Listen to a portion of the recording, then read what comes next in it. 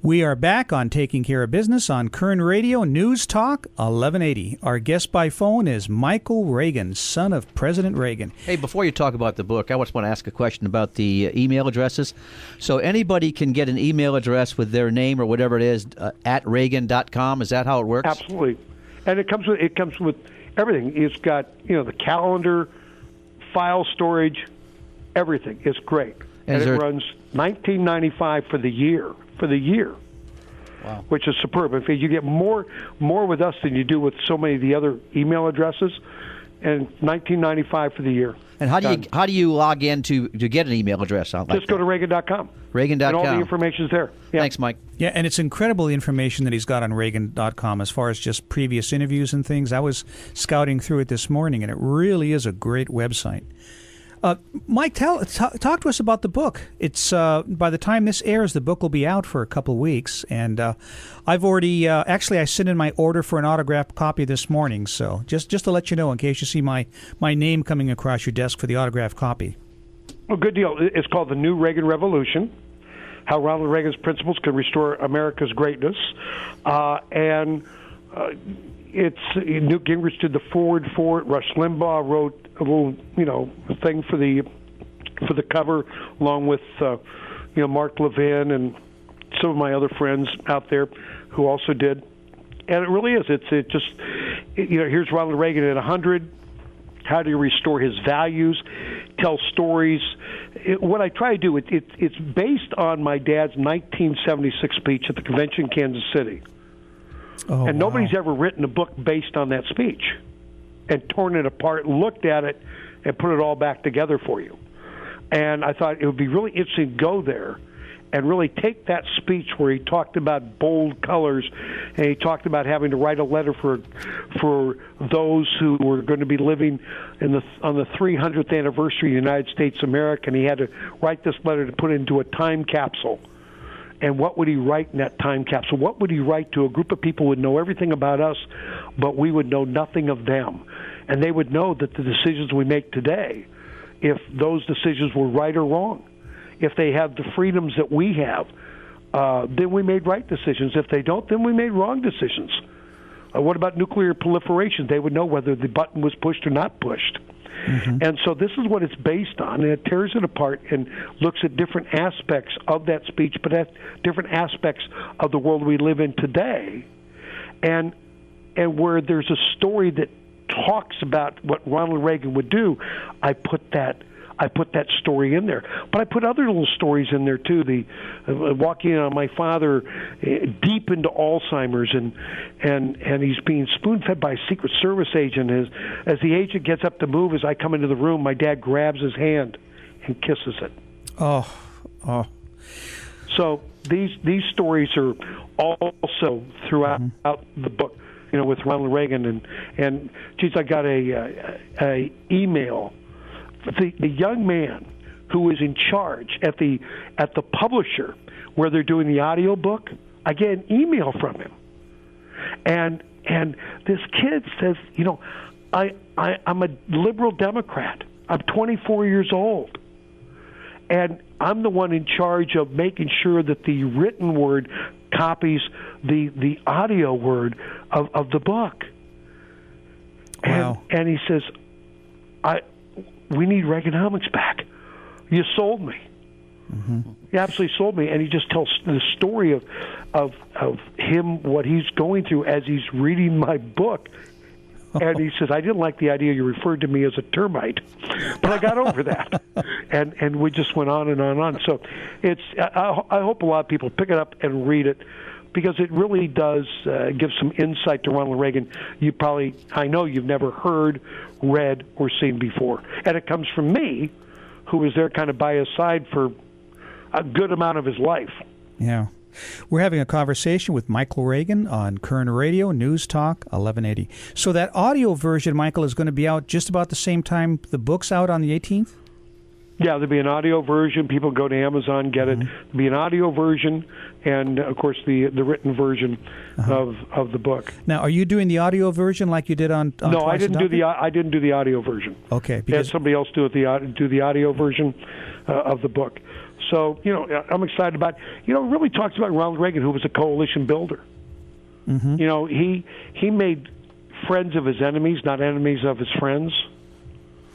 And he was able to diffuse so many things through his humor. Mm-hmm. And humor today is not one of the great things in America. No, especially people have a hard time laughing at ourselves or laughing with others.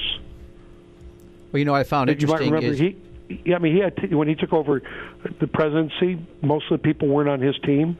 He had to bring them to his team, and he did that through humor and just being a great guy.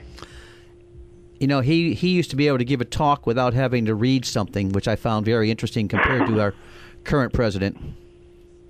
Oh yeah, my dad was great. I mean, he knew the issues.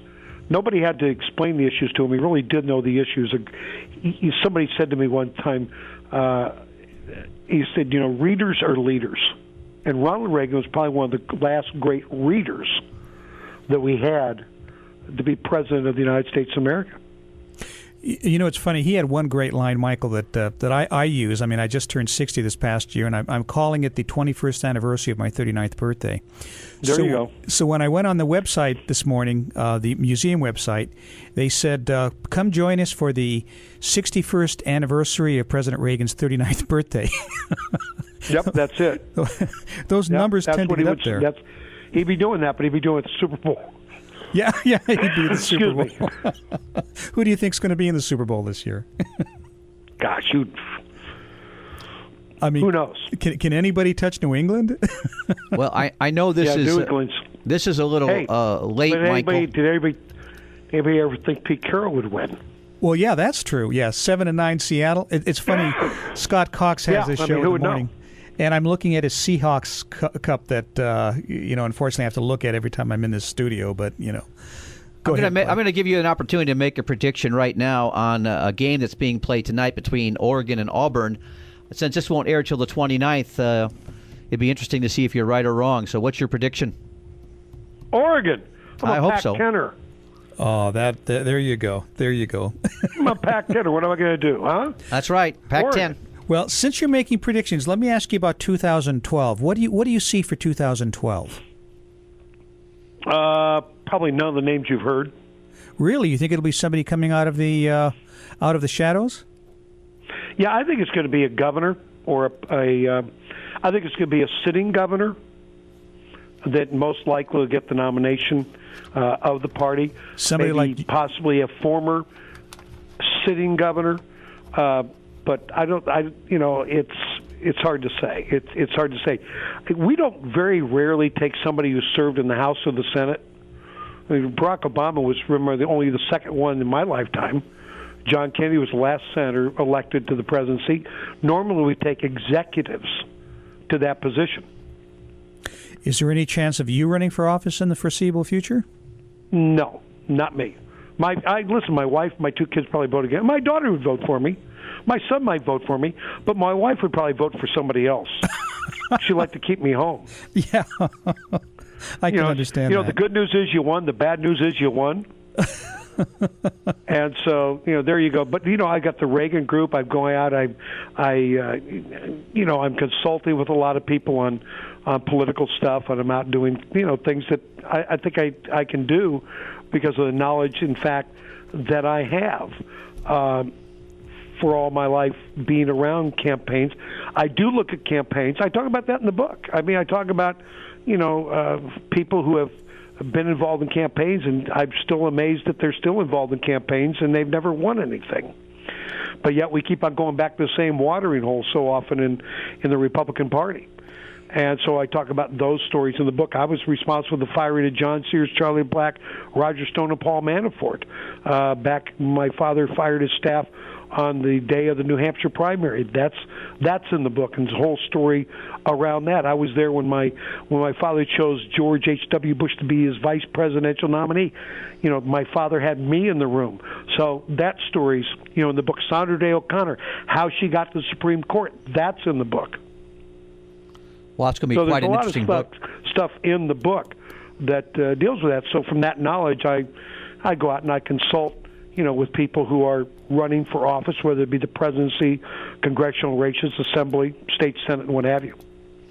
Hey, Michael, on people trying to get into various offices, I've read somewhere that Governor Schwarzenegger is looking to get involved with the Obama group back in Washington. Do you know anything about that?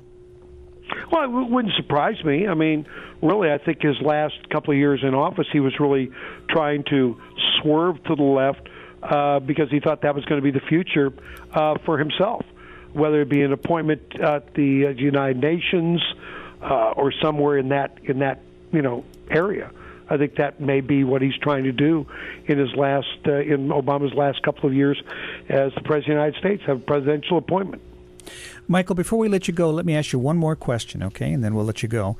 I know you're on a tight schedule, but... don't forget to buy the book. You go to Amazon.com, The New Reagan Revolution.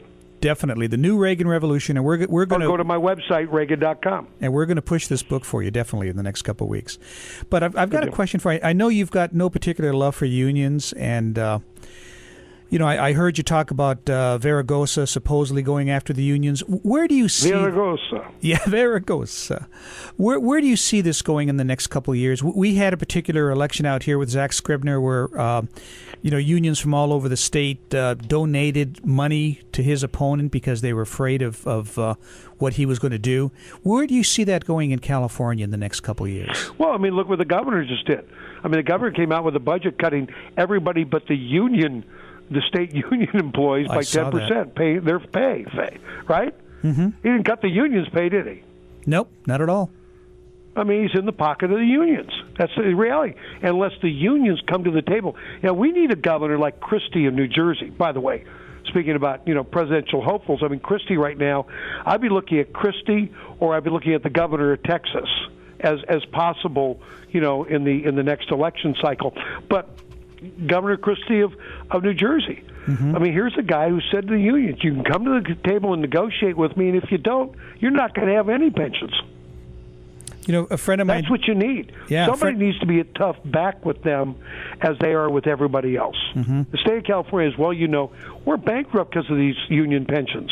Sure. And unless they come to the table, it's not going to get better for us or for them. Yeah. What was that website again, Michael? Reagan.com. Go there. You learn about my foundation work. Also order the book and see all the things we're doing that are, Reagan-based. And the book will be available after the 18th of the month, which is when this interview is going to air. So we're 29th. Yep, the New Reagan Revolution. Yep. Great. Michael, thank you so much for the time. I really, really appreciate it. And we'd love to have you on again after your next book or closer to the election and see what your prognosticating is for the election coming up. You got it. Hey, thank you. Thank you, Michael. This is Kern Radio Newstalk 1180. We'll be back in a minute.